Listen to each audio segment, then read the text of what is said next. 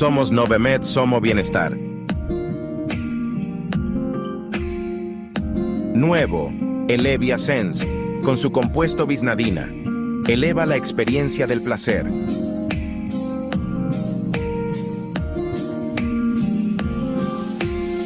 Ultrafem es máxima hidratación para toda mujer en todas sus etapas. Kelopatch Poder Regenerador para la piel, Maxilact, alimentando el vínculo del amor. Divinalt, Drospera y Planifert, un anticonceptivo para cada paciente.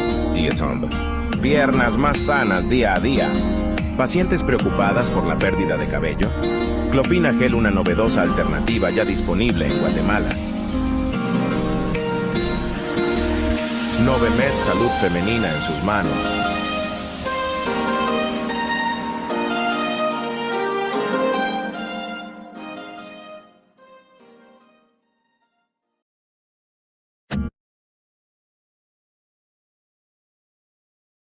Muy buenas noches, tengan todos los que se han conectado a esta transmisión. Soy Griselda Quijada, para quienes no me conocen, actualmente presidente de la Junta Directiva de la Asociación de Ginecología y Obstetricia de Guatemala. Nos complace mucho esta noche dar inicio a un diplomado sobre la salud mental en la práctica ginecobstétrica. Ha sido de mucho agrado ver que ha llamado poderosamente la atención. Apenas fue convocado el día de ayer y para el día de hoy hemos tenido ya una inscripción de una buena cantidad de participantes, lo que significa que es un tema que nos atrae porque lo ponemos en nuestra práctica diaria como uno de los principales quizás motivos de consulta que hoy en día también el ginecobstetra tiene en su consultorio. Así que no me resta más que agradecerles a todos por la confianza, por creer en AGO. Estamos siempre fomentando la educación médica continua a través de estos espacios y agradecer también el apoyo de Novemed, quienes están siendo pues parte del apoyo financiero para poder llevar este importante diplomado a todos ustedes.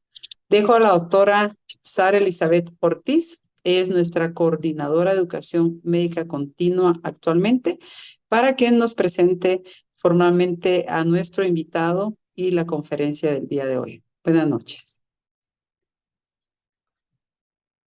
Buenas noches a todos. Gracias, doctora Griselda Quijada, por la apertura a este curso de actualización en salud mental en la práctica ginecobstétrica. Como bien decías, recién lo convocamos y vimos mucho interés sobre el tema y creo que conversando con el doctor Pais, antes de la conexión hablábamos de el tema específico de hoy, ¿verdad? Que va a ser síndrome disfórico premenstrual y cómo podemos ser empáticos con nuestra paciente, pero con las herramientas que el doctor nos va a compartir el día de hoy. Entonces, vamos a presentar al doctor Alejandro Pais Max. Él es médico y cirujano, egresado de la Universidad Francisco Marroquín, psiquiatra por la Universidad San Carlos de Guatemala, formación en neurobiología celular y molecular, Universidad del Zulia, Venezuela, asesor técnico en proyectos de salud mental en atención primaria y programas OPS-OMS, práctica clínica privada de urgencias. Entonces, los dejo con el doctor Alejandro Pais para que nos comparte el tema y posterior a su conferencia, esperamos sus preguntas, ya sea por chat o directo con el doctor. Bienvenido, doctor. Hola a todos, muy buenas noches. Muchas gracias por la invitación. De verdad, gracias a Novemed por empezar a hacer esta unión de especialidades que es tan necesaria. Voy a, eh, voy a aprovechar mucho de lo que voy a hablar, de mi espacio para hablar, para reforzar el hecho que por razones históricas y del desarrollo de la psiquiatría durante más de 200 años, las especialidades, llamémosle médicas, de las orejas para abajo, han estado, eh, han estado separadas de la psiquiatría como parte de la familia de especialidades médicas. Y sin embargo, la psiquiatría es, es una especialidad transversal, ¿verdad? Nosotros no tenemos pacientes exclusivos como ustedes, que miran exclusivamente a mujeres con enfermedades de la mujer, ¿verdad? Nosotros tenemos enfermedades que van a afectar a mujeres, enfermedades que van a afectar solo a niños, enfermedades que van a afectar eh, áreas metabólicas, enfermedades que van a afectar áreas endocrinológicas, enfermedades que van a afectar áreas gastrointestinales en especial. Tenemos incluso enfermedades psicosomáticas. Ustedes lo sabrán porque las tendrán en su clínica y muchas de estas se presentan con síntomas que nos pueden engañar o desviar la atención y no ponerle atención y no darnos cuenta que tal vez es disfórico premenstrual, ¿verdad? Gastritis, colon irritable, migrañas, dolores neuromusculares, trastornos de la piel, trastornos de hiperreactividad bronquial, incluso hipertensión. Todas estas enfermedades al final están asociadas directamente a síntomas psiquiátricos, síntomas emocionales, síntomas conductuales. Entonces, de verdad, gracias por invitarme porque pues mucho de mi trabajo estas últimas 2 décadas ha sido tratar de integrar a la psiquiatría dentro de la medicina y armar equipos de trabajo interdisciplinario, que es lo que creo que estamos haciendo el día de hoy. Estamos agregando el ingrediente que todos ustedes ven, muchos de ustedes tratan, y hoy pues lo vamos a discutir un poquito más a fondo, ¿verdad? Voy a compartir la pantalla con mi presentación.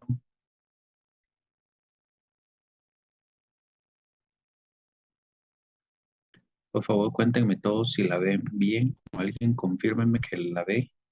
Sí se ve, doctor. Sí, doctor, se ve. Perfecto, Sí, muchas se mira. gracias. Y pues la doctora, eh, la doctora Ortiz me decía eh, con mucha razón que tendemos a tener poca empatía, no todos, no quiero generalizar, ¿verdad?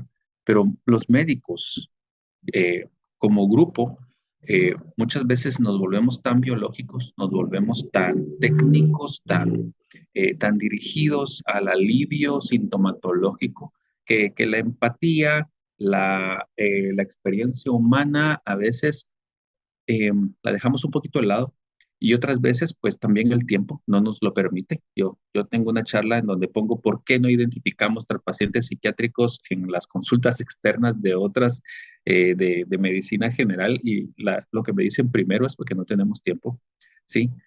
Pero en el fondo lo que se busca en la psiquiatría actual es crear una psiquiatría más humana.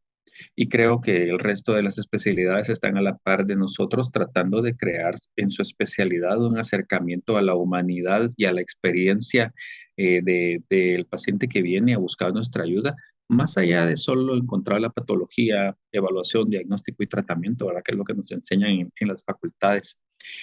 Con respecto a este tema, hay una separación que yo espero que se empiece a resolver, ¿verdad? Ustedes, los ginecólogos, tienen dentro de su asociación, dentro de la asociación gringa, que es donde tomé la mayoría de la información, en la asociación gringa se tienen los criterios diagnósticos para una presentación de este trastorno. Y en la asociación psiquiátrica hay criterios diagnósticos para otra presentación de este trastorno. Quizás en el futuro vamos a lograr hacer una integración porque no hay una división como tal, hay una clasificación diferente. Y en el fondo, toda la presentación está dirigida a hablar del lado psiquiátrico, a hablar del trastorno disfórico premenstrual, no del trastorno del síndrome premenstrual.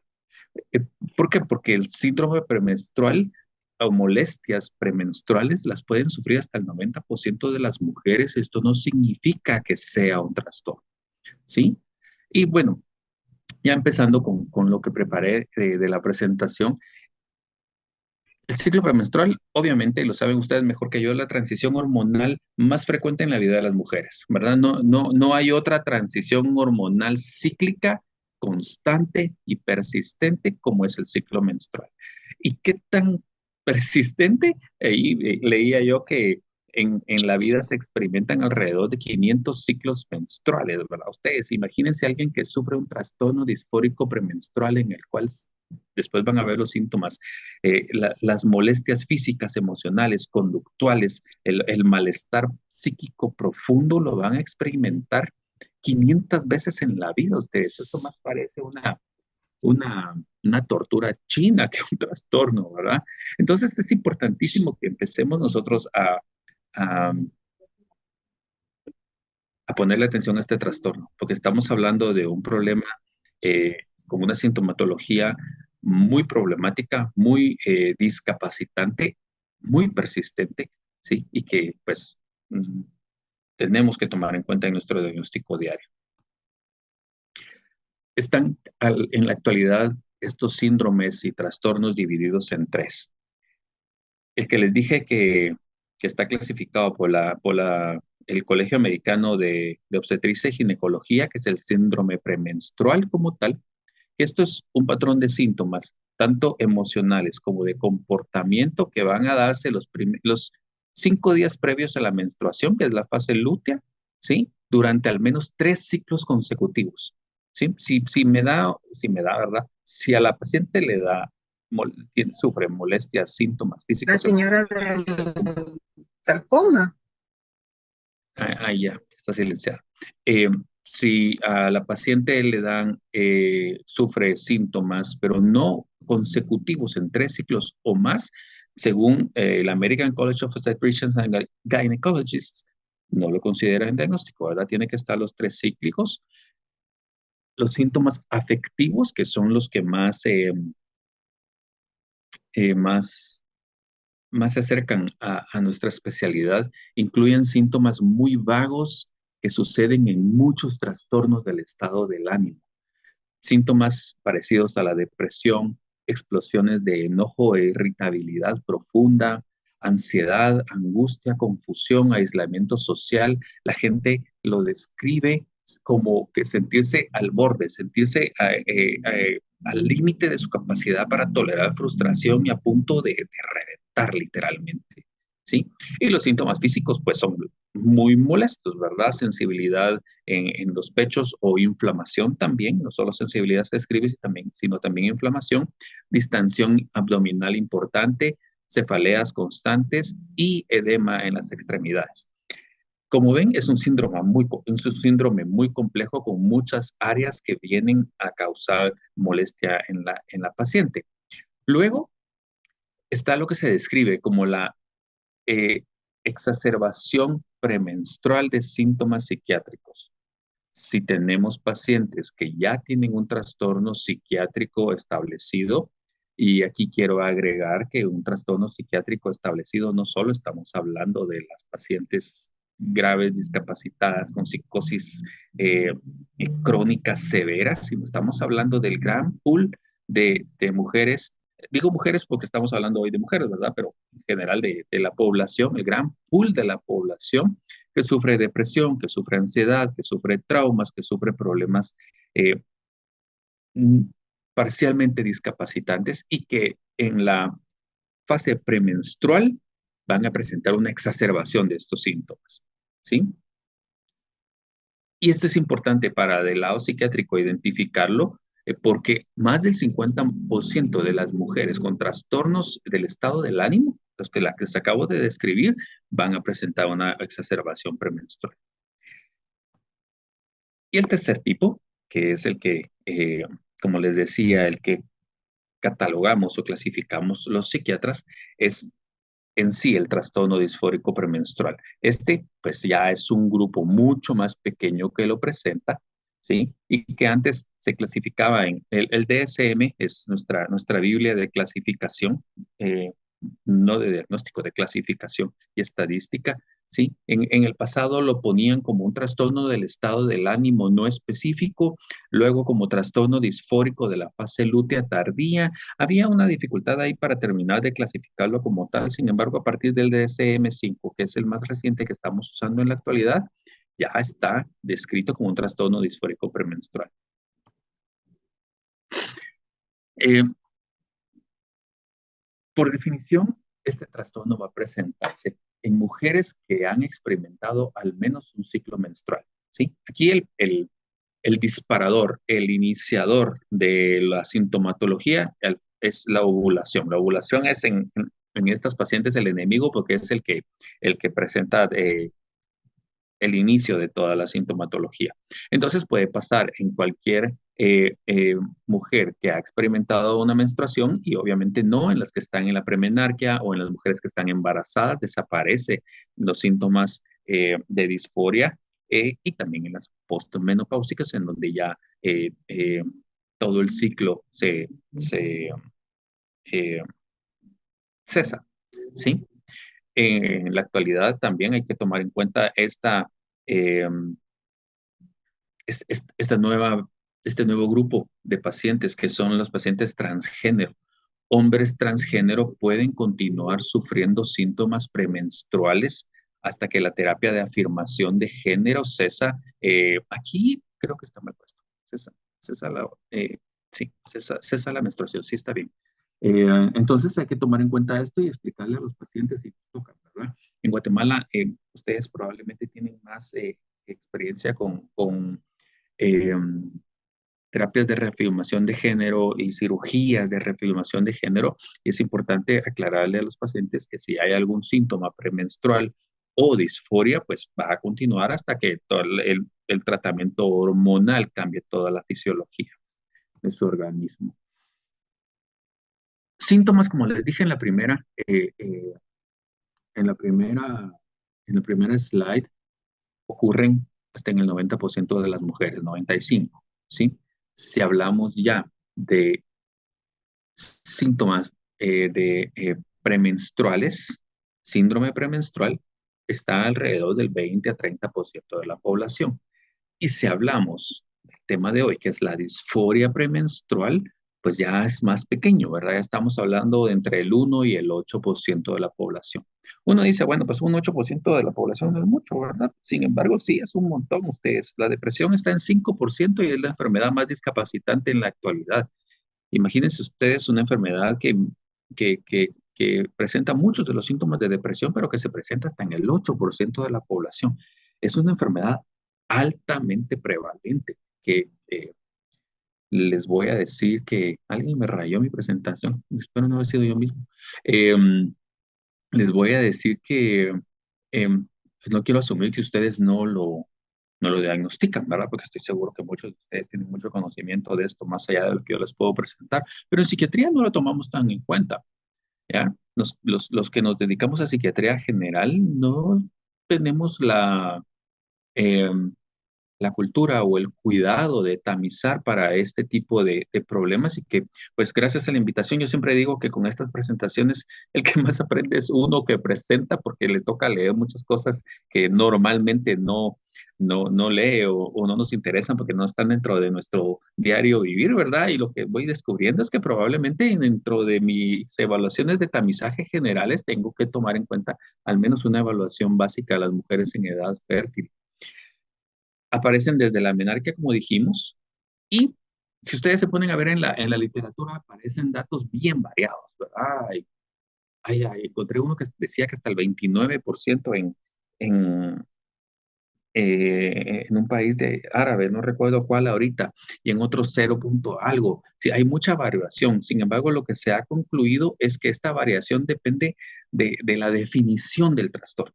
¿Sí? Por eso yo me centro en esta definición basada en la Academia Americana de Psiquiatría para estandarizarlo, ¿verdad? Pues sabemos que somos muy agringados en nuestra práctica médica y esto nos facilita pues, que todos tengamos el mismo idioma. La presentación, la prevalencia es muy variada en la literatura, sin embargo, sabemos que en el fondo es por la presentación, por la definición.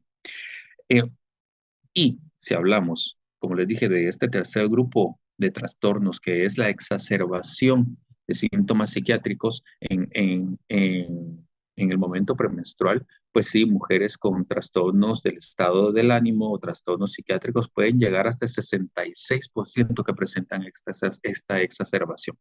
Como les dije, esto es pan para mi matate, ¿verdad? Para tomar en cuenta a la hora de evaluar mujeres con trastornos psiquiátricos, que pues creo que se nos está faltando ahí un área ginecobstétrica a tomar en cuenta. ¿Quiénes están más en riesgo ustedes? La heredabilidad es como en los trastornos psiquiátricos, el factor de riesgo más importante, casi determinante. Hay una heredabilidad de hasta 95% en estas mujeres. Y se han asociado diferentes cambios bioquímicos, consecuencia de la genética, ¿verdad? El factor neurotrófico derivado del cerebro, los receptores de estrógeno 1 y 2, y algo de lo que vamos a hablar más despacio es el receptor transportador de serotonina, ¿sí? Como probables mecanismos fisiológicos que si están alterados genéticamente, pues van a aumentar el riesgo del desarrollo de esta patología. En la estadística americana, que pues hay una variación importante racial, se ha encontrado que ocurre mucho más en mujeres blancas que en mujeres de raza negra. No encontré una estadística en Guatemala, sí me hubiera encantado presentarla, ¿verdad? Lo que leí no estaba muy específico, pero aquí no tenemos mucha variabilidad racial, ¿verdad? Somos un poquito más homogéneo que los gringos, porque yo diría que la estadística es general. Y hay una correlación muy positiva, eh, bueno, muy positiva, no hay una correlación muy alta, diría yo, la palabra positiva la tengo mal aquí, una correlación muy alta entre el síndrome premenstrual y el síndrome metabólico.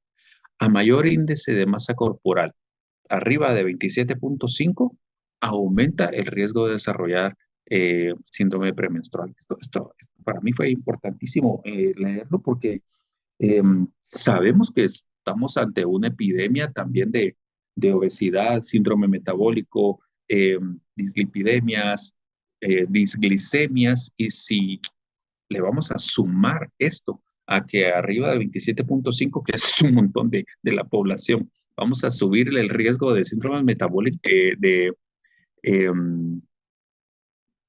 de molestias premenstruales, pues estamos hablando de un montón de gente en riesgo. Otros, dietas elevadas en potasio, también se ha encontrado que pueden aumentar el riesgo. Nicotina aumenta el riesgo de muchísimos trastornos y de este no es la excepción. Mujeres con niveles socioeducativos más altos y mujeres con trabajos altamente estresantes fuera de casa tienen tasas más altas, un riesgo más elevado de desarrollar el trastorno. Y también mujeres que han sufrido trauma, en especial abuso infantil, tienen un altísimo riesgo de desarrollar la disforia. Esto desde los 70s, 80s se viene tratando de tamizar y de evaluar. Hay estudios retrospectivos que, si bien tienen menos ítems y son más fáciles de llenar, no son tan específicos porque pues se trata que la mujer recuerde en qué días estaba cómo, ¿verdad? Ustedes, y eso les disminuye mucho la especificidad de los síntomas. Por lo tanto, a pesar de que todavía existen, ya no se usan tanto los retrospectivos. Los que se están usando mucho más son los test de tamizaje prospectivo, y estos los encuentran fácilmente si cualquiera de ustedes se interesa en buscarlo. El récord diario de severidad y problemas es el más específico, más fácil de llenar, porque la paciente va llenando a diario su sintomatología, ¿sí? Y este nos da un resultado claro, de acuerdo a la cantidad, creo que es 50% de cambio en el estado del ánimo y los síntomas físicos, nos da la línea de corte para decir que es un diagnóstico positivo para esto. Y está este otro que es uno de los más recientes, que es el que lo están usando basados en el DSM-5. A pesar de que Esto es autollenable, conlleva un pequeño entrenamiento y una explicación a la paciente. Esto, pues, creo yo que dentro del proceso de plan educacional que dan ustedes, como damos nosotros, podríamos incluirlo a fin de que la paciente, como parte de su evaluación ginecológica general, se vaya con su récord y pueda eh, monitorizarse los siguientes 2 o 3 ciclos a fin de evaluar si cumple criterios para esto. Y si me permiten, estoy seguro que muchos aquí son eh, catedráticos universitarios o asesores. Este sería un excelente y precioso eh, estudio en Guatemala para darnos una idea de la prevalencia. Ahora, vamos a hablar de las características clínicas como tales, de los criterios diagnósticos. Este es el de ustedes, llamémoslo así, ¿verdad? El catalogado del lado ginecobstétrico, las características del síndrome premenstrual. Aquí tiene que haber, de los criterios que les voy a presentar, más de un síntoma físico o un síntoma emocional asociado en especial a disfunción. La palabra mágica en psiquiatría eh, es funcionalidad. Si yo tengo pocos síntomas, pero esos pocos síntomas me producen mucha disfunción, esto es un problema. Si yo tengo muchos síntomas, pero logro funcionar en las áreas principales de mi vida, que nosotros lo clasificamos en personal, familiar, comunitario y laboral, pues no hay un problema, ¿verdad? Pero entonces, estos síntomas, más de un síntoma físico de los que les vamos a presentar, que cause disfunción durante 5 días previos a la menstruación por 3 ciclos, pues hacemos diagnóstico, como lo habíamos dicho. ¿Cuáles son estos síntomas? Se dividen en afectivos y físicos.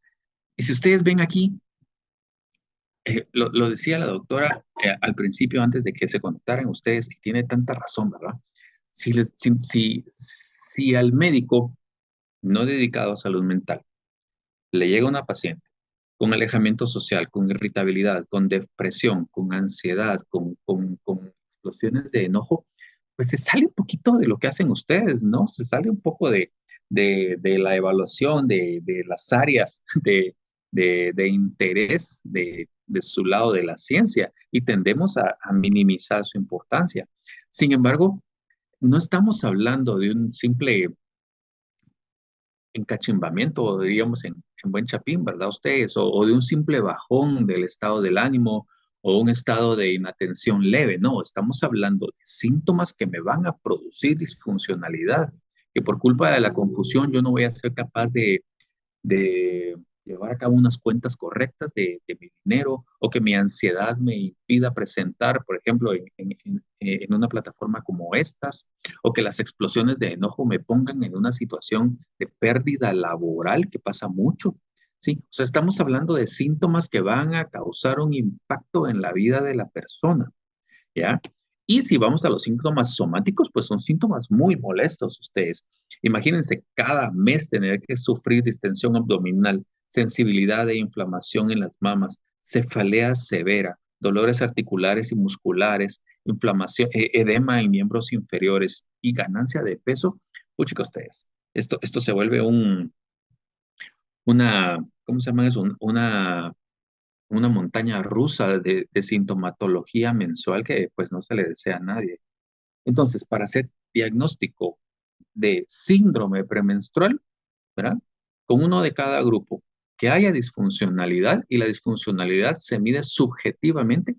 Hay escalas para medir funcionalidad, sin embargo, no hay mejor escala que la sensación subjetiva de bienestar. Entonces, preguntarle a la persona, mire, con estos síntomas, ¿qué tal le va a usted en la vida? Con estos síntomas, ¿cómo logra desenvolverse? No vamos a decir funcionalidad y todas estas cosas porque no necesitamos ponernos técnicos, ¿verdad? Pero genuinamente, buscando con interés el que la paciente nos diga si estos pequeños síntomas, entre comillas, como sensibilidad en mamas o como irritabilidad, le están produciendo problemas en su vida, pues podemos hacer un diagnóstico, ¿sí?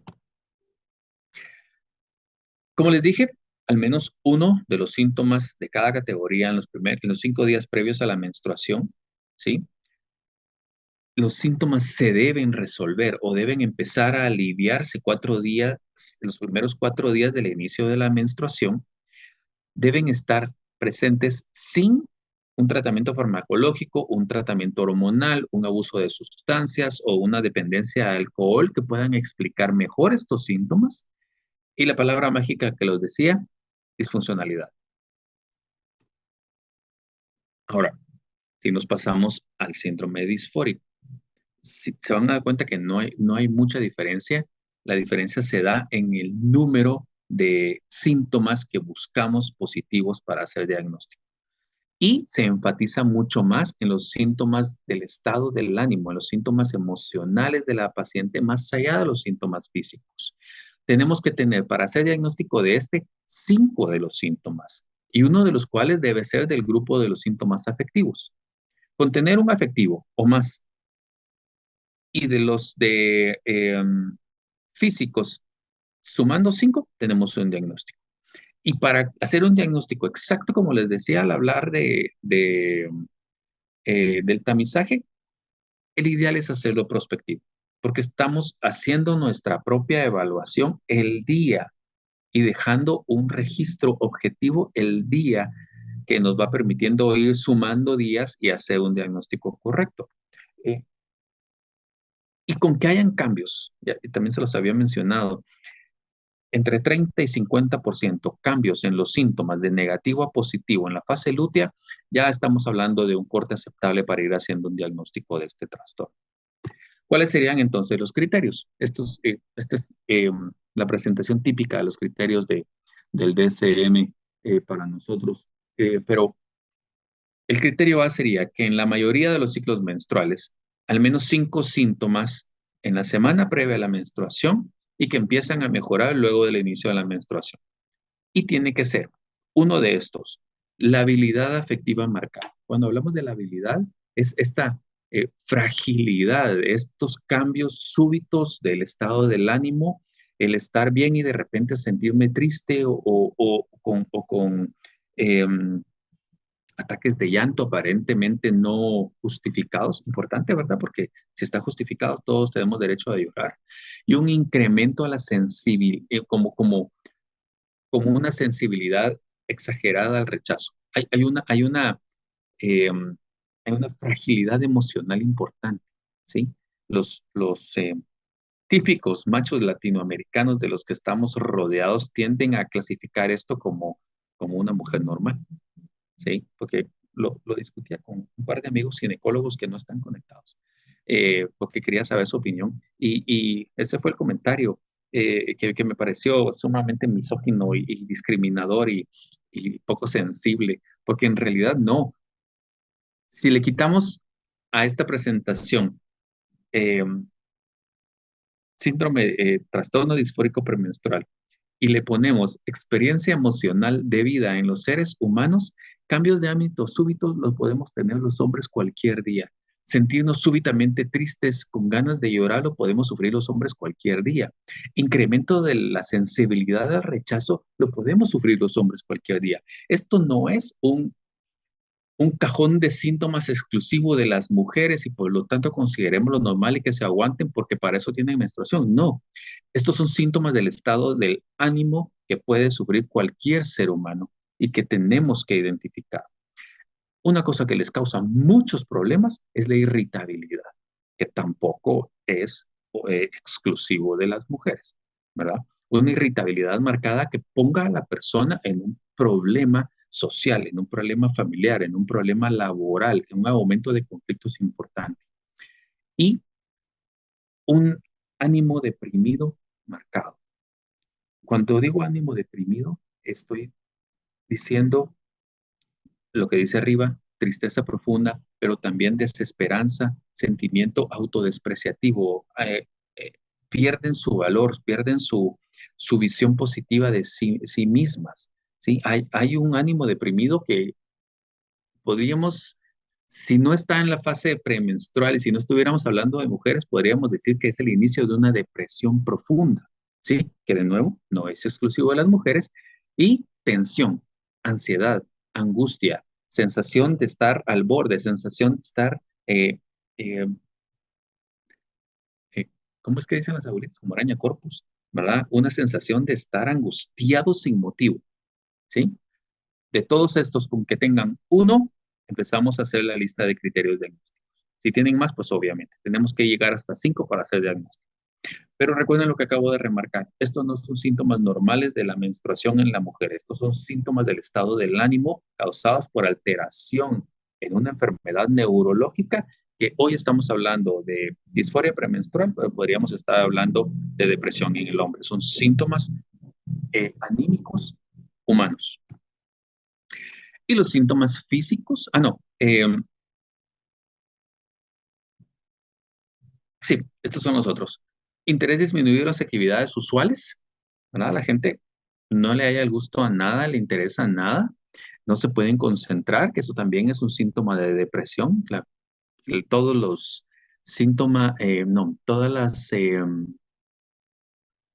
las capacidades cognitivas, no solo concentración, sino también atención, también memoria, están alteradas. Las mujeres se sienten con menos capacidad para concentrarse y para estar, ¿sí? Hay una fatiga marcada, hay un déficit en la energía, hay cambios en el apetito, ya sea que tiendan a comer en exceso, y en este caso, en este trastorno en específico, el comer en exceso a, se va a evidenciar como antojos específicos de cosas dulces, ¿sí? Es importantísimo eso porque en la depresión hay cambios marcados en el apetito. Sin embargo, si no está asociada a ansiedad, lo que sucede es que a la gente se le quitan las ganas de comer, no le hayan el gusto a la comida y no quieren comer nada. Sin embargo, en el disfórico premenstrual, lo que hay es un aumento en el apetito de cosas dulces. Hay antojos específicos de cosas altamente energéticas. Hay cambios en el sueño, ya sea que haya un aumento importante en la necesidad de dormir, una tendencia al sueño aumentada, o si este trastorno está asociado a síntomas de ansiedad, pues también se asocia a mucho insomnio. Hay una sensación importante que se describe como overwhelm, que es sentirse sobrepasado, sentirse fuera de control, sentirse que no pueden tolerar con las cosas que tienen encima, que la semana pasada, que no estaban en la fase lútea, eran 100% capaces de realizar, ¿sí?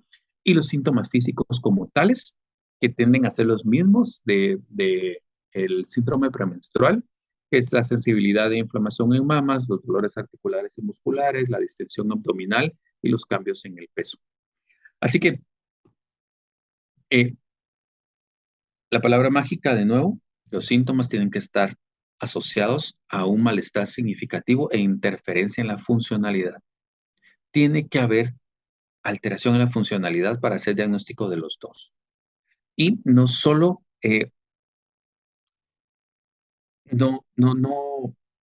para hacer diagnóstico tenemos que cumplir con estos criterios, y que las molestias no sean el empeoramiento de síntomas de otro trastorno, que no estemos viendo el trastorno por exacerbación, ¿verdad? Que no haya un trastorno de ansiedad de base, que no haya un trastorno de angustia de base, en especial que no haya un trastorno de personalidad de base, que se confunde mucho con esto, ¿sí? El criterio A debe de ser confirmado por observación prospectiva, que es la nueva... los nuevos criterios de esa patología como tal en el DSM, y que no estén asociados a sustancias, a medicación, a otro tratamiento o a otro trastorno médico. Así que, como ven, los criterios para uno o para el otro no difieren mucho. A eso me refería al principio yo, con que quizás estamos viendo más un espectro, más un claro oscuro, que un síndrome disfórico y un síndrome premenstrual y un trastorno disfórico. Probablemente en el futuro vamos a estar hablando de síndromes de la fase lútea con especificador de gravedad, ¿ya? Porque al final de cuentas estamos viendo las mismas características. Y como les digo, si lo vemos así, quizás sea un poco más fácil hacer un diagnóstico clínico de tamizaje, de screening, para poder escoger a las personas que puedan desarrollar o estén con el riesgo de tener el trastorno disfórico, y a este pequeño grupo, pues referirlo para una evaluación especializada. Y todas las demás, pues se pueden tratar en la clínica. ¿Qué pasa con estas pacientes ustedes? No hay una remisión espontánea. Menos del 10% de lo que encontré, menos del 10% de las pacientes que sufren el síndrome el trastorno disfórico van a tener una remisión de los síntomas sin tratamiento. La mayoría van a tener un trastorno consistente, estable y cíclico durante toda su vida fértil. No va a suceder cuando hay ciclos anovulatorios, por lo que ya hablamos. Persiste por un tiempo en el periodo perimenopáusico, por lo que todavía hay algunos ciclos ovulatorios. Incluso muchas mujeres pueden tener un empeoramiento de sus síntomas de disforia cuando la ciclicidad se empieza a alterar.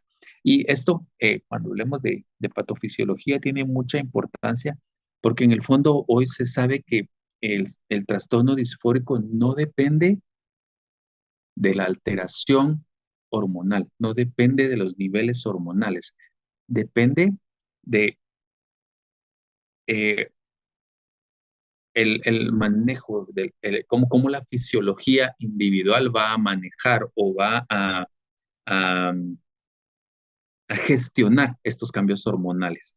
¿Sí? Hay una altísima altísima eh, tasa de mujeres con trastorno disfórico que pueden desarrollar depresión como consecuencia, ¿sí? Entonces ya se vuelve una enfermedad comórbida o cualquier otro trastorno del estado del ánimo. Y pues si hay una menopausia natural o una menopausia quirúrgica o una menopausia médica sin reemplazo hormonal, pues cesan los síntomas del trastorno disfórico.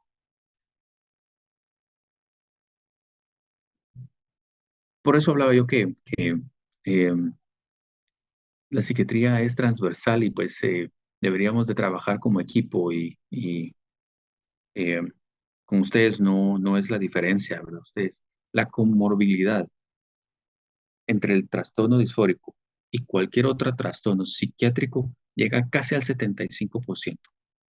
Imagínense ustedes, hagamos números redondeados, que 10% de su consulta tiene el trastorno disfórico.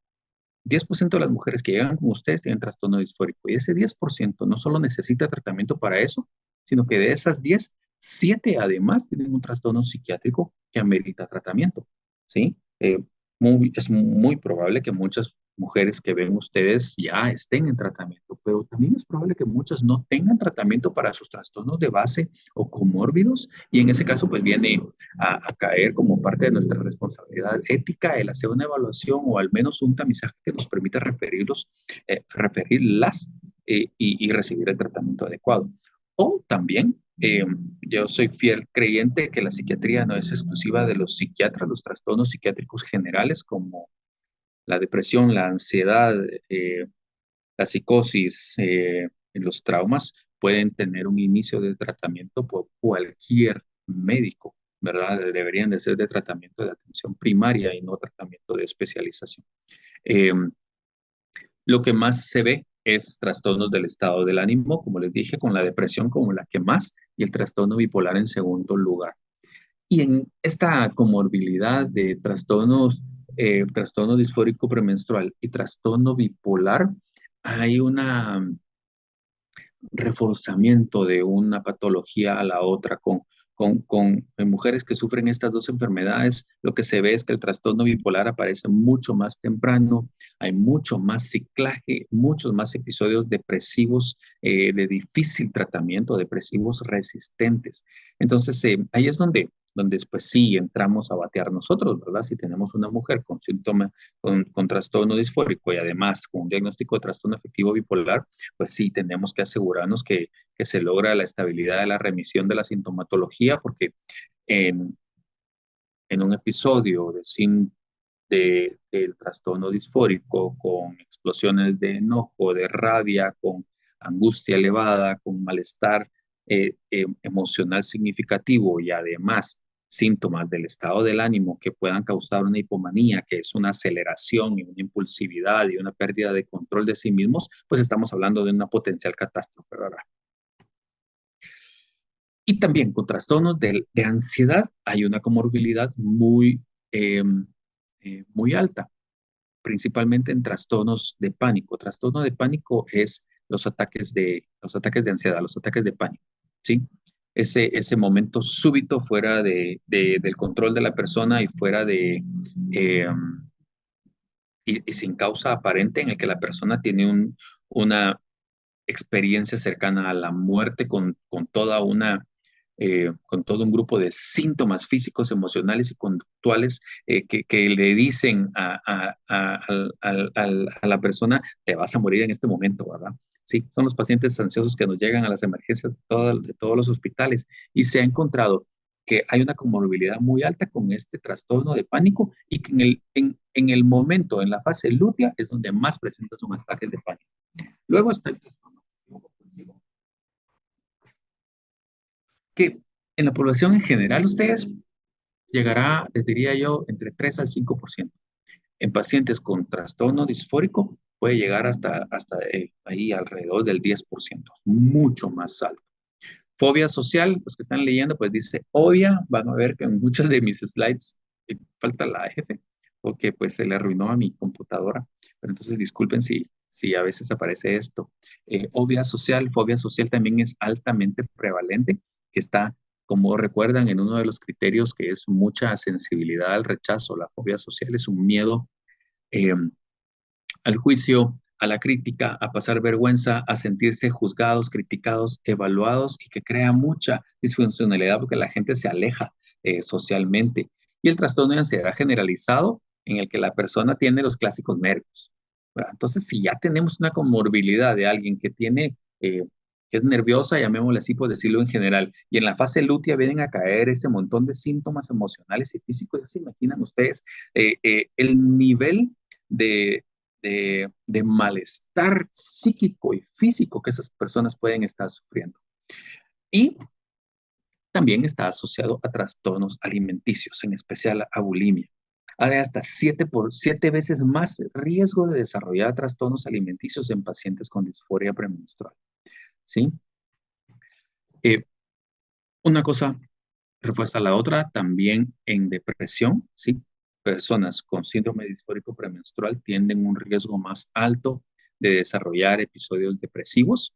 Eh, yo creo que esto, qué bueno que se estudió, pero casi que cae por su propio peso, ¿verdad? Ustedes, si nos ponemos en los zapatos de mujeres que sufren este trastorno y pensando en los criterios diagnósticos que acabamos de leer, estar viviendo eso mensualmente deprimiría a cualquiera.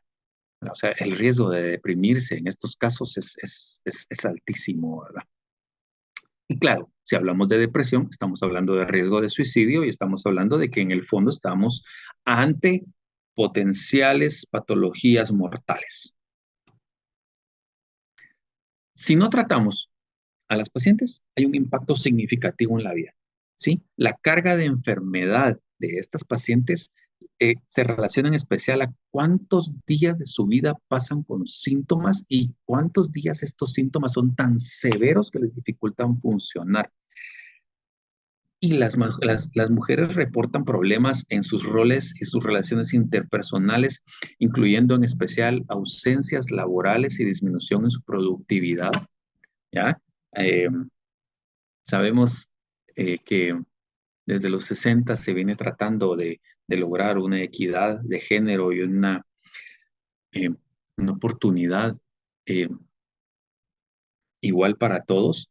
Y si estamos hablando que el hombre no sufre en ninguna parte del mes este tipo de síntomas y la mujer sí, pues ya estamos ante una desigualdad injusta, ¿verdad? Ustedes, importante tener a estas mujeres tratadas para que no haya una desigualdad que no les permita desarrollarse y alcanzar el potencial que podrían alcanzar como sus pares del otro género. ¿Qué tanto tiempo se pierde? ¿Por qué digo esto tan dramático y tan romántico? Porque se ha calculado que aproximadamente una mujer con trastorno disfórico premenstrual pierde hasta 4 años, ¿sí? De vida funcional como consecuencia de esta enfermedad, ¿sí? Estos son los DALIs, ¿sí?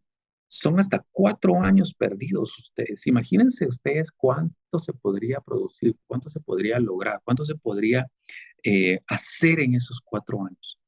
Y no solo perdidos con respecto a su funcionalidad laboral, que esto es un dato laboral, sino que en esos 4 años está aumentado el riesgo de irritabilidad, de enojo, de explosiones, de conductas maladaptativas, de problemas conyugales, de problemas sociales. O sea, es altamente dañino lo que estamos viendo aquí.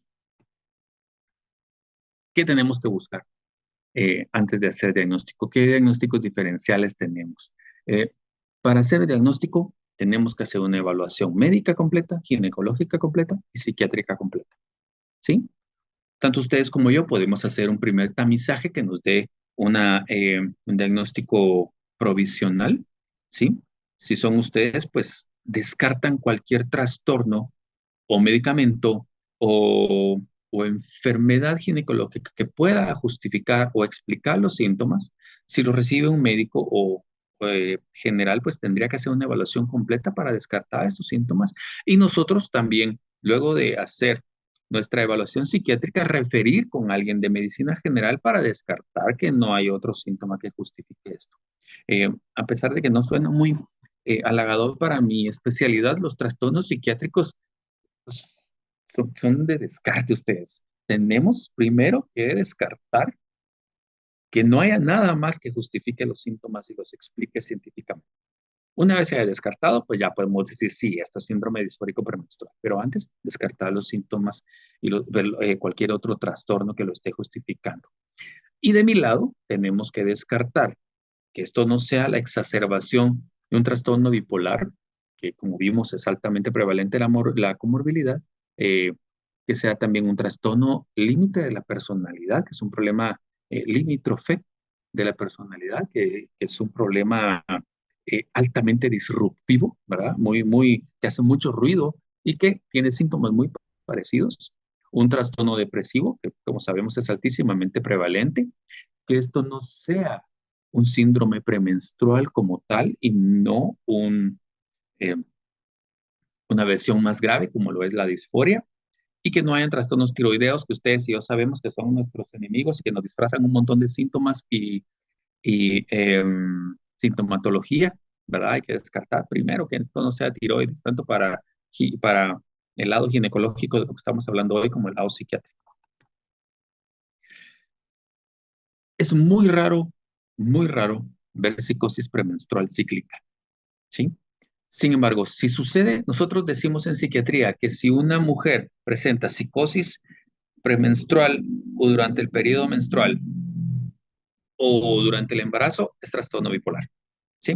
Casi siempre, si vemos psicosis, y psicosis está caracterizada así a lo rápido, con alucinaciones, delirios y conducta desorganizada. Estamos hablando, perdón por la palabra tan estigmatizadora, pero estamos hablando de la persona que está loca, ¿verdad? Que está fuera de control, fuera del contacto con la realidad y fuera del control de su juicio, ¿sí? Estos casos son, sí, es urgencia y atención exclusiva de psiquiatría, ¿ya? Especial atención a los trastornos de personalidad, como les dije, porque la sintomatología es muy similar y tenemos que descartar que sea esto. Y tenemos que hacer el registro prospectivo que habíamos hablado para asegurarnos que los síntomas empiezan en la fase lútea y terminan en la fase folicular. Ese es el rango en donde estamos más positivos que estamos hablando de este diagnóstico. De las explicaciones, lo que más está envuelto en esto son los esteroides sexuales. Incluso muchos dicen que tiene que haber una alteración en ellos obligatoria para que aparezca el trastorno.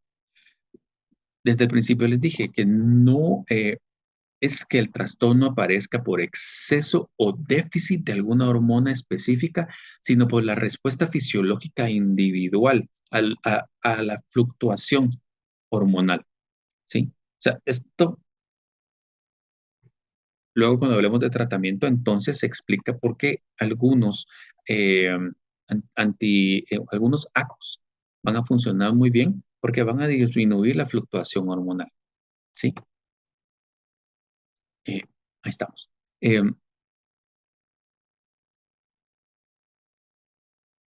se ha estudiado que la alloprenanolona puede contribuir eh, al exponer a la mujer a la pregnenolona o al retirar la alloprenanolona a la aparición de síntomas. Estos son, esta slide es parte de un estudio en donde están buscando cuál es el camino a través del cual eh, se da esta alteración y por qué algunos medicamentos también pueden producir un efecto paradójico, ¿sí? La alloprenanolona y sus metabolitos van a ser activos en los receptores de GABA A. Los receptores de GABA A neurológicamente son los receptores por excelencia de perdón, se me fue la palabra, de depresión del sistema nervioso central. ¿Sí?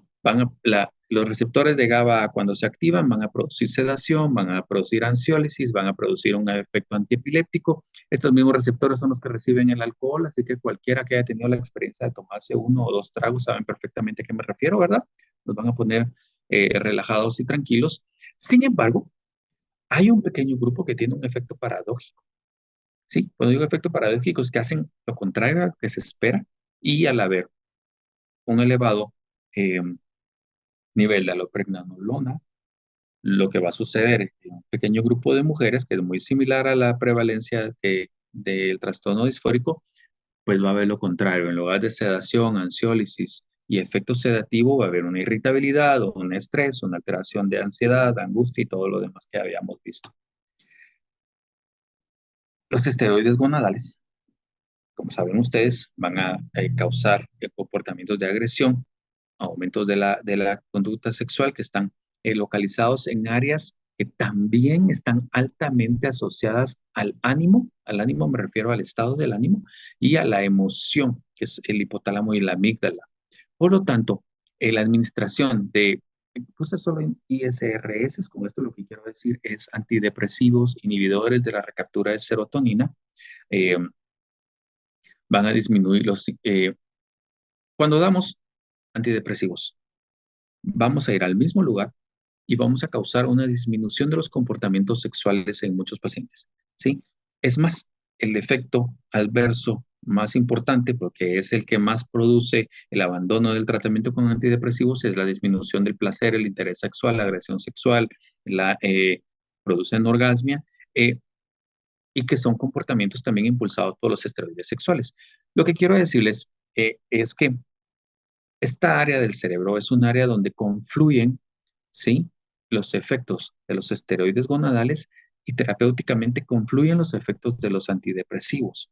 Y que si bien de mi lado de la ciencia es un efecto que no queremos, del lado de su ciencia es un efecto que nos es beneficioso, porque al disminuir el efecto de agresión sexual de los esteroides, también estamos de alguna manera disminuyendo el riesgo o la aparición de los síntomas disfóricos, ¿sí?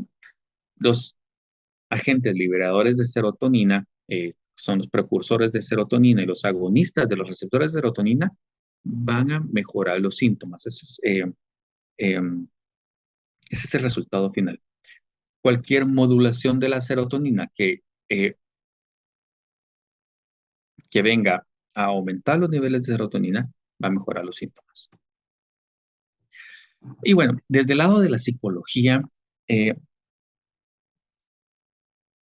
esto es mundial, pero voy a hablar de nuestro país y de nuestra cultura, y pues sí, de mi experiencia en el grupo de mujeres que he tenido la oportunidad de servir.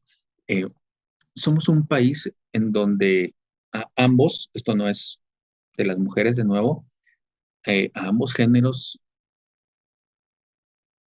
digamos, en la crianza popular, no se nos desarrolla una capacidad para tolerar frustración, una capacidad para un análisis sano del riesgo, una gestión del riesgo, llamémosle así. Nuestra capacidad de tolerar frustración es sumamente pobre. Queremos las cosas de inmediato y si no se dan, tendemos a perder eh, eh, nuestra capacidad para contenernos, ¿sí? Y estas respuestas maladaptativas a emociones incluyen dificultades con la conciencia emocional.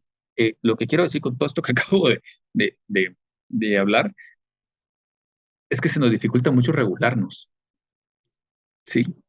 Y en las mujeres se da mucho en estos momentos de la fase lútea. Hay mucha rumiación, hay mucha conducta impulsiva y se ha encontrado que en pacientes con la disforia premenstrual, esto va a empeorar la severidad y va a mantener los síntomas. Con esto lo que quiero decir es que una mala crianza va a aumentar la severidad y va a hacer que los síntomas sean más largos y más disfuncionalizantes.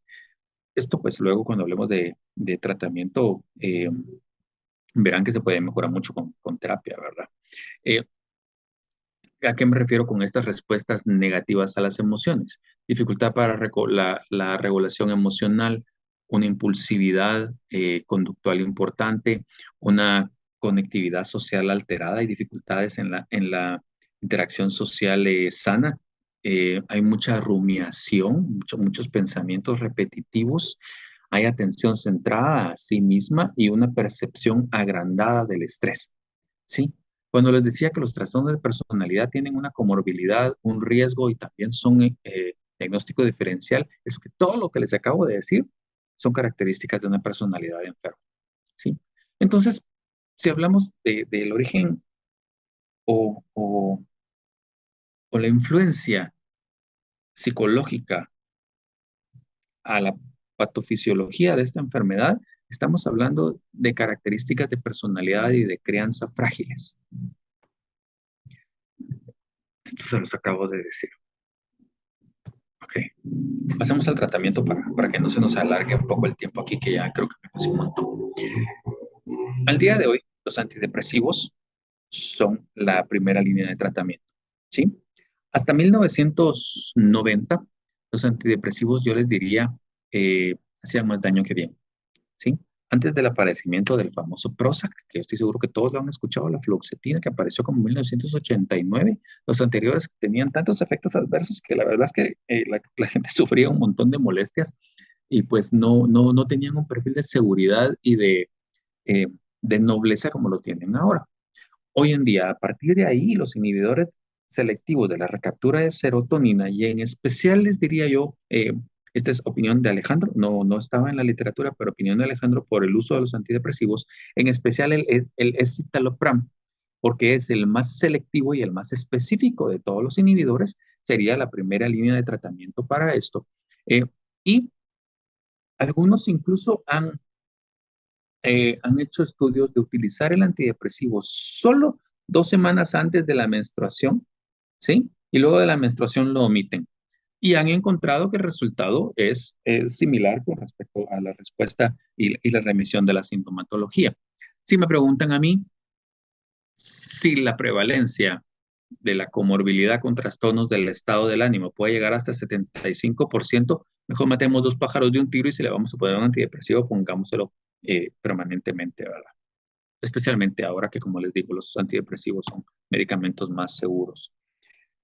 Algo bien interesante, de lo que habíamos hablado de la alopregnanolona, y por eso lo dejé en la slide anterior, es que los antidepresivos van a influenciar directamente la formación de la pregnanolona, ¿sí? Y van a aumentar la sensibilidad de los receptores de GABA. Hay, hay, hay, hay un mecanismo de acción fisiológico que nos une a nuestras dos especialidades en este estímulo específico, ¿sí? Y esto es bien interesante porque el efecto sobre la pregnanolona se logra a niveles más bajos que los que se requieren para una inhibición de la recaptura de serotonina y efectos sobre los trastornos del estado del ánimo. En otras palabras, mujeres con trastorno disfórico muchas veces con dosis de 2.5 a 5 miligramos, al contrario de trastornos del estado del ánimo, estamos hablando de 10, 20 o hasta 30 miligramos de citalopram, pues van a tener remisión de la sintomatología, ¿sí? Y bueno, esto, ¿verdad? Que se sale del lado psiquiátrico, entra a la parte de ustedes de la ciencia, como les digo, son de las cosas que aprendí yo al preparando esto para ustedes, y es que hay una modulación de los niveles de la pregnanolona, porque estamos hablando del mismo lugar anatómico y fisiológico a donde van a influenciar. Los ansiolíticos que se usan por montones y como ven hasta el slide está oscura, son medicamentos excelentes. Las benzodiazepinas las uso yo a diario en mis pacientes, no en mí, eh, para aliviar síntomas de ansiedad, ¿sí? Por supuesto que van a mejorar los síntomas, pero no van a causar estos cambios fisiológicos que estamos hablando, porque las benzodiazepinas van directamente al mismo receptor GABA, ¿sí? A aliviar y luego se desaparece el efecto sin producir ningún cambio más profundo eh, eh, que un alivio superficial y temporal. Por supuesto que los podemos usar, especialmente como les digo, si la persona está como araña corpus, ¿sí? Pero no como primera línea, nunca como primera línea, ni para el trastorno disfórico, ni para ningún trastorno del estado del ánimo. Y aquí pues aprovecho los anuncios porque muchos colegas, no ustedes, muchos colegas de muchas especialidades, al tener pacientes problema, al tener pacientes que llegan consultando con ese montón de síntomas emocionales que les describí, lo primero que hacen es prescribir una benzodiazepina para que la persona se tranquilice y deje de molestar a ustedes. Sí tienen su lugar, son muy útiles, son muy eficaces. El alprazolam, por ejemplo, no produce sedación importante y su vida media es bien corta, entonces alivia bien y alivia fácil y alivia rápido, pero no como tratamiento primario, sí como tratamiento coadyuvante, temporal y de alivio. Y la buspirona, que también se ha investigado como tratamiento para esto, no ha mostrado ninguna mejoría estadísticamente significativa. Dentro de lo hormonal, y aquí ustedes tienen mucha más experiencia que yo, eh, pues sabemos que los anticonceptivos orales van a causar anovulación, ¿sí? Y esta es la teoría por la cual se ha investigado el efecto de ellos en la disforia premenstrual. Y de todos los anticonceptivos orales, los que están basados en la drosperinona, ¿sí?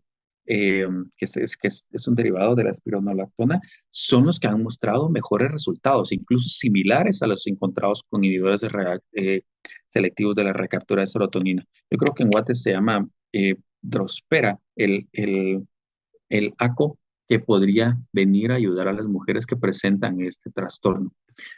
¿Por qué siguen los antidepresivos como primera línea? ¿Por qué mandar a las pacientes al psiquiatra si podríamos darles anticonceptivos orales y con esto resolver o disminuir la disfuncionalidad y la sintomatología de la mujer? Simple y sencillamente porque en las guías lo que dicen es que los anticonceptivos tienen muchos más efectos adversos potenciales que los antidepresivos, por lo que costo-beneficio, riesgo-beneficio, quiero decir, se recomienda primero los inhibidores de la recaptura de serotonina, como les cita la palabra. Pero si me preguntan a mí, si ustedes tienen una mujer que cumple con los criterios, les hacen un tamizaje y logran hacer el diagnóstico, le empezamos, lo espera y los referimos para seguir el proceso diagnóstico y de tratamiento, ¿verdad? Se han usado agonistas de la hormona liberadora de gonadotropina con poco resultado. Lo que se busca es causar un estado menopáusico, eliminar la ovulación, pero esto conlleva todas las molestias del caso, ¿verdad? Igual que con danazol, estamos buscando lo mismo, suprimir la ovulación, pero los efectos adversos no lo justifican. Y se ha probado espironolactona, ¿sí? Que alivia los efectos en especial de la inflamación, porque como sabemos, pues es un diurético, y la sensibilidad en mama, y algunos también dicen antojos, pero estaríamos hablando de tratamientos de tercera, cuarta línea para aliviar específicamente síntomas del trastorno. Y pues hay que estar vigilando los niveles de potasio, porque como saben ustedes es ahorrador y pues se conlleva un monitoreo más estricto. Bromocriptina y cabergolina, eh, oigan ustedes, bueno, sí, lo usamos porque a veces lo usamos en psiquiatría, creo que por eso dije la palabra estamos.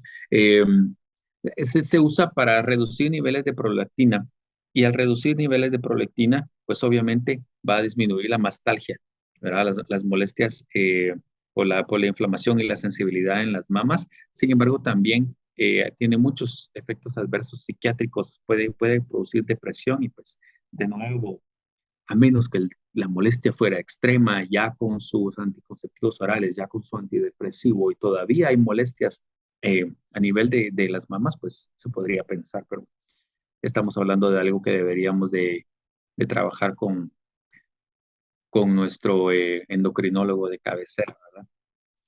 De lo no farmacológico, aquí entra el lado psicológico de lo que estamos hablando hoy. Hábitos de vida saludables, ustedes, son el tratamiento de elección para la prevención y la disminución de la sintomatología de absolutamente todos los trastornos psiquiátricos, psicológicos, yo les diría médicos, ¿verdad? Buen sueño, alimentación balanceada, ejercicio, evitar tóxicos, ¿verdad? Evitar cafeína, en este caso, en este trastorno, evitar exceso de cafeína, evitar exceso de sal, alcohol, mejorar la higiene del sueño, mejorar la rutina de ejercicios, van a mejorar la sintomatología en un alto grado y todo pues va a depender mucho de la severidad de los síntomas, ¿verdad? Hay algunos que recomiendan que si ya tenemos el trastorno, ya tenemos el diagnóstico, lo que se debe hacer es programar nuestra vida para que la semana previa a la menstruación nuestras actividades estén disminuidas en estrés a modo de disminuir el riesgo de problemas sociales, laborales, familiares y demás, consecuencia de la disforia. Y también, eh, y esto me encantó encontrarlo ustedes porque saben que en la actualidad está esta moda de la medicina funcional y que la comida eh, o quitar comidas va a curar. Eh, yo recientemente estaba en un congreso de déficit de atención con hiperactividad y el líder de, um, de la investigación actual en el eje cerebro, estómago, nutrición y todo esto, decía la medicina, la comida no cura, ni ponerla ni quitarla. Y me encantó encontrarlo porque sucede también en esto. Los cambios en la dieta, me refiero a omisiones radicales, no tienen evidencia de mejorar el trastorno. Con respecto al tratamiento comportamental, la psicoterapia, la que más evidencia tiene es la cognitivo-conductual, pero psicoterapia estructurada, psicoterapia con un modelo y un método de psicoterapia bien hecha, va a tener un efecto y un impacto altos en la disminución de la sintomatología, especialmente emocional. Hay terapias de reducción de estrés basadas en mindfulness, que son terapias, digamos, de más light, que también tienen una mejoría específicamente a los síntomas de depresión, de irritabilidad, de ansiedad, y que están un poquito más al alcance de la población, ¿verdad? Mucha gente puede hacer mindfulness. Y algunos han mostrado disminución de la sintomatología utilizando acupuntura y acupresión, que es lo único que encontré de las terapias, digámosle, no médicas, de las terapias estas complementarias que le encantan a la gente. La única que tiene un poco de evidencia de disminuir la sintomatología. Sin embargo, el efecto no se compara con el efecto de utilizar antidepresivos o vacos. Lo sugieren en personas que no quieren tomar medicación psiquiátrica porque ya saben ustedes que estamos estigmatizados. Suplementos, hierbas y todo esto, pues el calcio como tal se ha utilizado para reducir síntomas, ¿sí? Tiene, no se compara con el tamaño del efecto de un antidepresivo.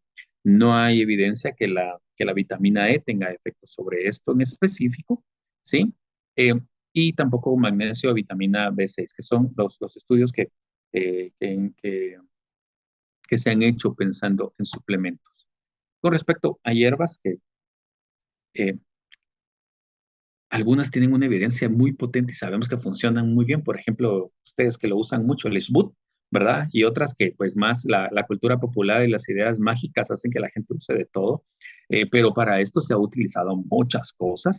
El Pericum perfuratum no es más que la hierba de San Juan, el Saint John's wort, que hoy en día está bien investigado y sabemos que tiene un inhibidor de la recaptura de serotonina, que su eh, molécula activa es un antidepresivo, ¿sí? Tiende a tener un efecto parcial, mas no mejora completamente los síntomas afectivos. O sea, que sí podríamos utilizarlo en síntomas leves, digámosle, si no lo usamos para disforia, tal vez para síndrome premenstrual podríamos utilizarlo. Se ha investigado otros, lo puse ustedes, pero no lo conozco, el Chasterberry, el azafrán, ese es azafrán, sin la F de mi teclado, y el ginkgo biloba sin encontrar ninguna evidencia de efecto benéfico. Y el problema más importante, esta es opinión de Alejandro País, que tenemos en nuestro país, ¿verdad? Ustedes, es que no es que la herbolaria funcione o no funcione, sino que no tenemos controles de calidad ni estandarización y las formulaciones, cada quien las hace como se le da la gana y no se sabe qué se está tomando quién. Entonces, mi recomendación es no meternos a suplementos herbales porque no tenemos una garantía de un tratamiento científico estandarizado. Al extremo del tratamiento en casos resistentes y graves, pues está la cirugía, ¿verdad? Ni modo, una Hatman-Sop, o por lo menos solo la oforectomía elimina la ovulación, elimina eh, el altibajo hormonal y elimina el trastorno absolutamente, pero pues ya son casos específicos en donde el trastorno es severo y ya no se desea continuar con la fertilidad de la mujer. ¿Qué retos hay? Estoy por terminar ustedes. No hay estudios a largo plazo de pacientes resistentes, ¿sí? Eh, y es importante porque pacientes con antidepresivos o con ACOS logran la remisión hasta en un 40% de los casos. Hay otro montón que no logran la remisión completa. Probablemente es porque estamos hablando de comorbilidades, pero también es importante saber que no tenemos todavía más profundidad en los tratamientos a largo plazo. Tenemos que descartar depresión, ansiedad como causas primarias siempre, ¿sí?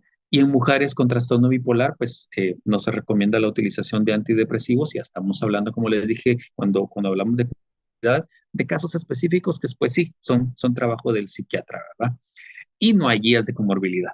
Aquí vamos trabajando eh, con las guías de trastorno bipolar y las guías de disfórico o las guías de lo que toca de manera separada y unida. Y la recomendación actual, pues, es una intervención en equipo, como deberíamos de funcionar en todo, ¿verdad? Ustedes, modificación nutricional, estilo de vida saludable, intervenciones psicoterapéuticas y comportamentales, la parte de la medicación psiquiátrica, la parte de la medicación ginecológica, dependiendo de la presentación de la persona, ¿verdad? Así que los dejo, este es la presentación y pues para que lo podamos discutir si todavía tenemos tiempo, aunque creo que me pasé un poquito. Gracias, doctor, por tan interesante tema. Definitivamente nos ha brindado mucha información. Me impresionó mucho lo que mencionaba de las comorbilidades de los trastornos de ansiedad, trastornos de pánico, pero Sí. principalmente los trastornos de alimentación relacionados con bulimia. Entonces, este tema, desde mi punto de vista, es muy retador en el caso de nuestra especialidad. Como usted mencionaba, no tenemos una estadística real, sin embargo, muchas mujeres lo padecen y Yes. es hacer una buena anamnesis en una primera consulta. Tenemos todas las herramientas para saber que tienen que ser 3 ciclos, que tiene que ser un ciclo regular, ¿verdad? Que las mujeres que no tienen el ciclo regular obviamente no van a tener la fase lútea. Y en relación al tratamiento, es tan válido toda la parte de lo que usted mencionaba de los medicamentos que ustedes manejan y en el caso ya ginecológico, tomar en cuenta esa combinación de drospirenona, Ujú. pero enfatizar mucho en que vamos a tener presentaciones de drospirenona que pueden ser de 21 con 7 días libres y esto puede empeorar todo lo premenstrual. Entonces tenemos que enfocarnos en esa combinación que tenemos de 28 píldoras, 24 activas y Que 4 mantenga. inactivas, Ujú. que es lo que está aprobado por FDA para el síndrome premenstrual, ¿verdad? Entonces, Sí. eh, si tienen alguna pregunta, por acá en Yo, el yo chat. solo quiero Ajá. agregar con lo que usted acaba de decir de los medicamentos que ustedes manejan. Eh, los antidepresivos los podemos manejar todos, doctora. En un mundo ideal, en esta burbujita irreal de la capital, pues fácilmente cualquiera de ustedes les refieren a cualquier psiquiatra para evaluación, ¿verdad? Pero somos 120 psiquiatras y si estamos conectados en Jutiapa, si estamos conectados en Quiché, si estamos conectados en otro lado, pues no va a ser tan fácil que la mujer tenga acceso a una evaluación psiquiátrica extra, ¿verdad? Digo esto porque hay yo le llamo fobia selectiva a los psicofármacos que tenemos, que tienen los médicos que no se dedican a esto. No tengan miedo a usar antidepresivos. Los antidepresivos son medicamentos muy seguros, muy estables, muy nobles y imagínense ustedes, si tenemos este trastorno le puede pasar a cualquier mujer. Estamos pensando en una mujer en un área lejana con un nivel socioeducativo o socioeconómico bajo, va a ser muy difícil que tenga acceso a servicios psiquiátricos. Y la verdad es que podríamos iniciarle los medicamentos, ¿sí? Cualquier día podemos hablar del uso de antidepresivos y darles las herramientas para que los usen con más tranquilidad, pero no les tengan miedo. Y es un tema muy válido por lo que usted dice. Muchas veces es como ese respeto de cómo le voy a dar un antidepresivo, cómo lo voy a manejar, cómo lo voy a quitar, pero pienso Ujú, que debemos de empaparnos con las herramientas necesarias, ¿verdad? por El doctor supuesto. Byron Chacón tiene levantada su manita. Muy buenas noches.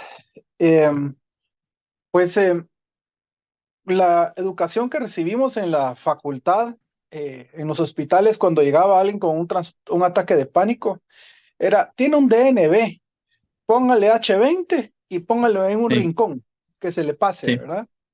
Entonces, muchas veces solemos tratar con mucha indiferencia. En lo personal, a mí me tocó hace unos 10 o 12 años tener un trastorno de ansiedad generalizada Ujú. y realmente hasta un psiquiatra que fui a ver no me dio medicamentos y fue horrible. Entonces yo dije, yo agradezco a Dios la oportunidad de haber pasado por un trastorno de eso para poder comprender a las pacientes. Absolutamente. Entonces, lo que decías es de que sí me empapé, ¿verdad? Porque primero, como no me dieron el tratamiento, empezar a buscar, ¿verdad? Yo solito Ujú.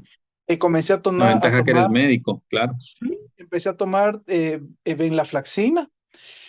Y entonces ya me empecé a empapar, ¿verdad? Entonces, hay pacientes que sí son de muy escasos recursos, incluso el escitalopram es un poquito más caro, entonces uso a veces sertralina, que está un poco más al alcance y me ha ido bien, ¿verdad? Depende de qué marcas. Yo tengo en el mercado al revés. Para mí el citalopram es más barato que la sertralina, pero ahí sí que depende de presentaciones y marcas. Sí, sí, es que yo sí le cuido mucho a la bolsa a las pacientes Yo y también. hay veces, hay marcas que son excesivamente caras Ujú, y pues lo que yo quería era reforzar eso que platicaban, ¿verdad? Que es de perderle el miedo. Yo lo tuve que perder en carne propia. ujú, Y pues obviamente cuando tengo pacientes que con recursos económicos pueden, yo la refiero, ¿verdad? Mi esposa es psicóloga y también ella tiene psiquiatras buenísimo. a quien manda, pero hay gente que de verdad apenas se sacó para la consulta y entonces Ujú, ahí podemos apoyarlos, ¿verdad? Ese era ujú. mi aporte. Había puesto en el chat de que decía que en el DSM no aparecía el diagnóstico, pero después me di cuenta que el que no aparece es el de trastorno premenstrual, pero la disforia Exacto, es así. Ok. El exacto. disfórico, sí, ajá, sí. Ok. Disfórico está como diagnóstico psiquiátrico. El síndrome premenstrual es más una clasificación del lado ginecológico. Sí. ¿Alguien hacía qué comentario? Súper valioso y súper importante, perdón que ya me metí al chat, Ah, sí, sí, con sí, respecto al ahí uso está. o mal uso de la combinación el famoso diazepoxia de amitriptilina. ¿Cómo es que se llama esa cosa en el mercado? Se me olvida. Eh, este es, Fulcrum, dice el doctor. sí, Fulcrum, exactamente. Fulcrum y todos sus primos que tienen la misma combinación que existe un montón en el mercado, es les diría, una combinación irresponsable de medicamentos ustedes. Porque es utilizar un antidepresivo que tiene muchos efectos adversos metabólicos y cardíacos en dosis bajas con una benzodiazepina potente de vida media ultra larga, ¿sí? Que lo único que están haciendo con esa mezcla es aumentar el riesgo cardíaco a la persona y ponerlos en dependencia de benzodiazepinas. Lo usan por montones. por montones. Y de verdad, a los que sea, todos los que me están oyendo, si alguien lo usa, déjelo usar. Empiece a usar antidepresivos modernos que le provean a la persona resolución de su sintomatología y no estas cosas que solo son curitas ustedes. Al igual que el uso ustedes saben que está súper extendido de complejo B en todas sus presentaciones. Estas combinaciones de complejo B no tienen absolutamente ningún efecto sobre el estado del ánimo ni la mente. Por supuesto que sí, sobre eh, la estructura de los nervios anatómicamente hablando, pero no sobre el estado del ánimo. Para lo único que sirven en mi especialidad es para que duela la nalga y para ir a orinar caro ustedes, pero para nada más.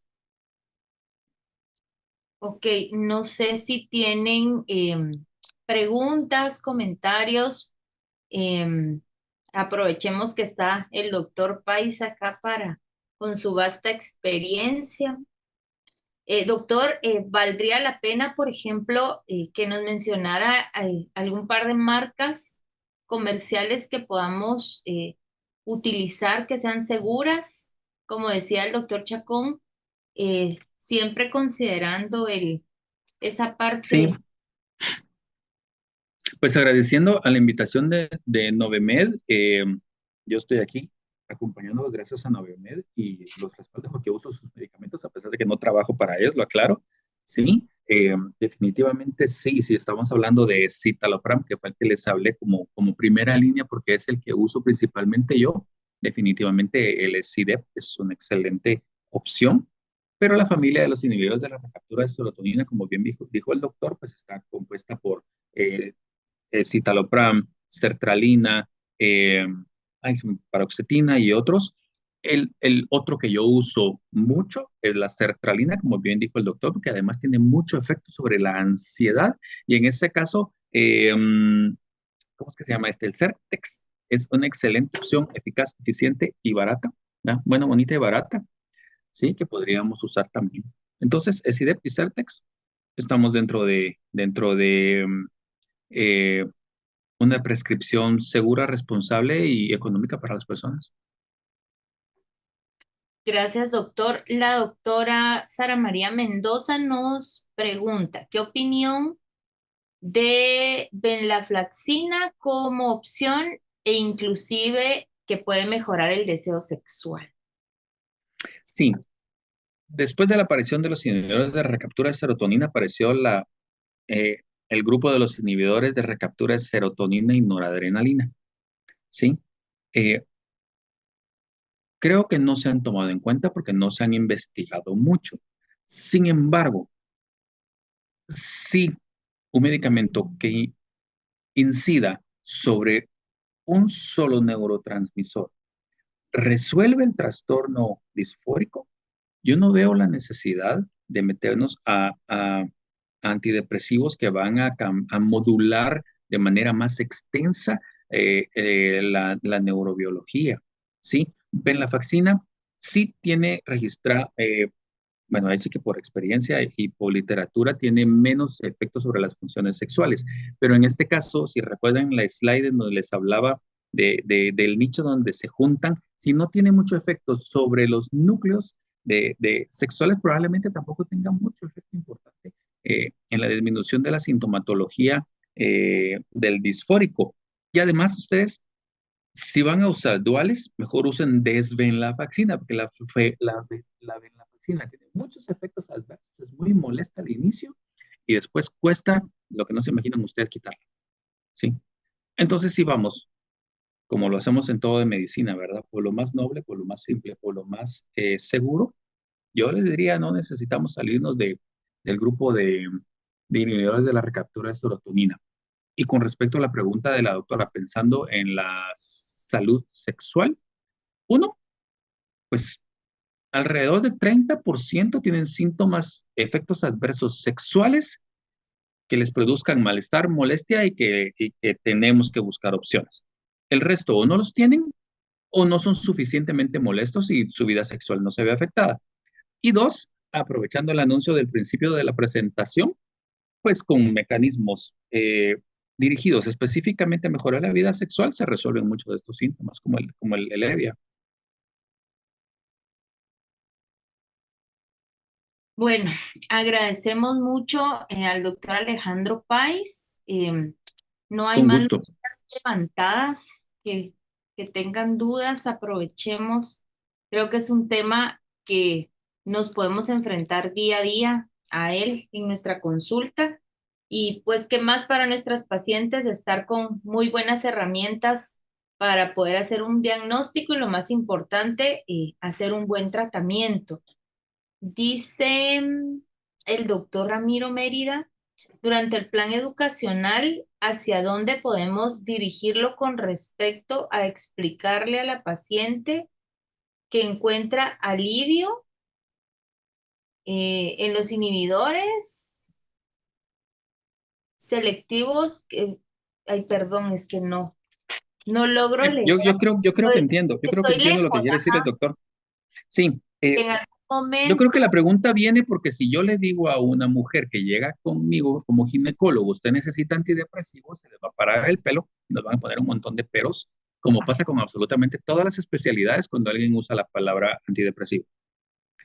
En el trastorno disfórico premenstrual no utilizamos el antidepresivo como antidepresivo. Si recuerdan los estudios, incluso dicen que las dosis que utilizamos son dosis dirigidas al circuito encargado, al circuito responsable de este trastorno y no al circuito responsable de la depresión. Entonces, ¿cómo acercarnos a la persona diciéndole lo que es cierto y yo creo al 100% que esto está mal clasificado, diciéndole que hay opciones de neuromoduladores que van específicamente a resolver o a minimizar la sintomatología que presenta, ¿sí? En realidad nosotros los psiquiatras, bueno, nosotros los que utilizamos psicofármacos, no utilizamos antidepresivos, no utilizamos ansiolíticos, no utilizamos antipsicóticos, lo que hacemos es modular la función de los neurotransmisores. Entonces, una manera de acercarse es decirle, usted necesita un neuromodulador, ¿ya? No estamos mintiendo, es exactamente la función que realiza el medicamento y de esta manera evitamos el estigma que viene a limitar a la gente. Ok.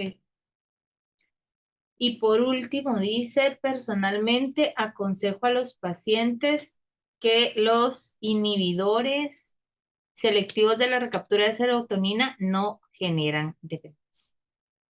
Absolutamente, ningún antidepresivo produce adicción, dependencia, abstinencia, ni siquiera funcionan de inmediato, ¿sí? Son como una botoneta, se lo toman y no sienten nada, pues me refiero a nada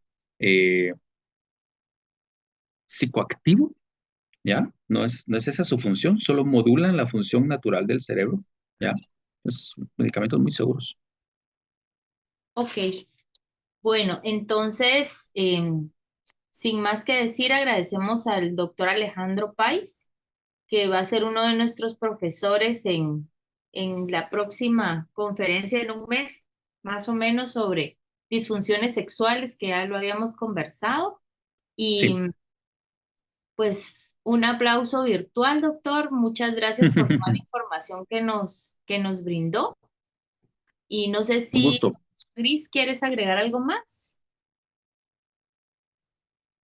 No, Sarita, más que todo, pues felicitar al doctor.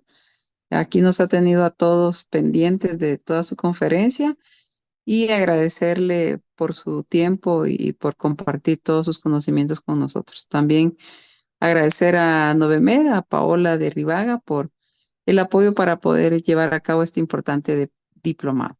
Gracias, Sarita.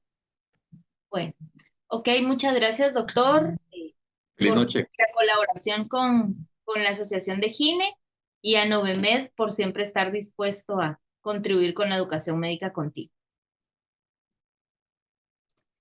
No olviden llenar su formulario de horas crédito de AGOC del Colegio de Médicos, por favor. Ahí está el link en el chat. Gracias, Sarita. Gracias. Somos Novemed, Somo Bienestar. Nuevo, Elevia Sense, con su compuesto bisnadina. Eleva la experiencia del placer.